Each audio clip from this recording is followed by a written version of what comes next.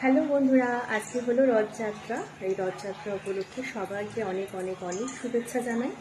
আর রথযাত্রা মানেই হলো জগন্নাথ দেবের পুজো। আর যাই হোক, আজকে আমি পুজো করলাম। আর আজকে কিন্তু অনেক কিছু খাওয়া যায় না, জানো তো।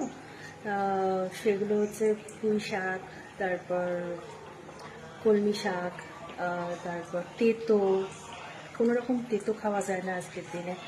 আর আজকের দিনে নিরামিষ খাওয়াটাই বাঞ্ছনীয়, নিরামিষ খেলেই ভালো।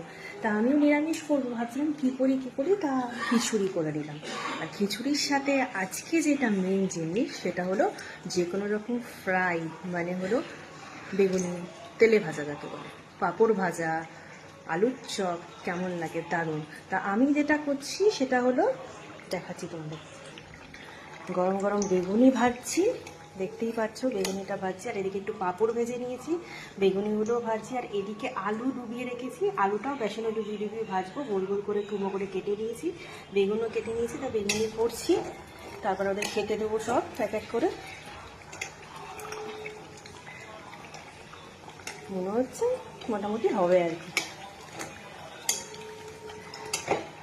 আর আজকের দিনে কিন্তু এই ভাজাগুলো পেতে খুবই ভালো লাগে।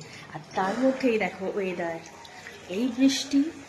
আজকে রোদটা সেইভাবে ওঠেনি, বৃষ্টি হচ্ছে বলতে পারো।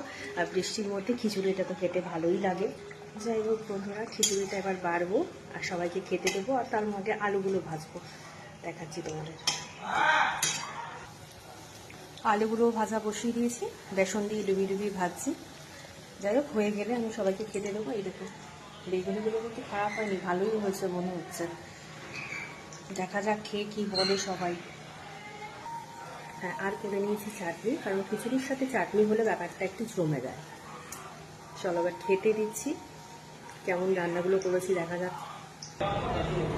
বেড়ে দিয়েছি খিচুড়ি, এদিকে পাঁপড় ভাজা, আলু বেসন দিয়ে ভাজা, আর বেগুনি আর চাটনি। এই হলো সিম্পল খাবার। কেমন হয়েছে কে জানে।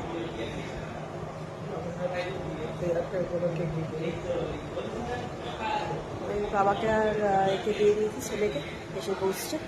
এবার খেয়ে বলবে কেমন হয়েছে। বাবা খেয়ে না। সবাই খাচ্ছে আর খেয়ে বলছে ভালোই হয়েছে। আর চাটনির সাথে পাঁপড় রেখে দিয়েছি। আর তোমরা কে কী খেলে গো আজকের দিনে বন্ধুরা, সেটা একটু জানিও। আর সবাই আজকের দিনটা ভালোভাবে আনন্দ করো, রথ টানো আর তেলে ভাজা খাও। টাটা।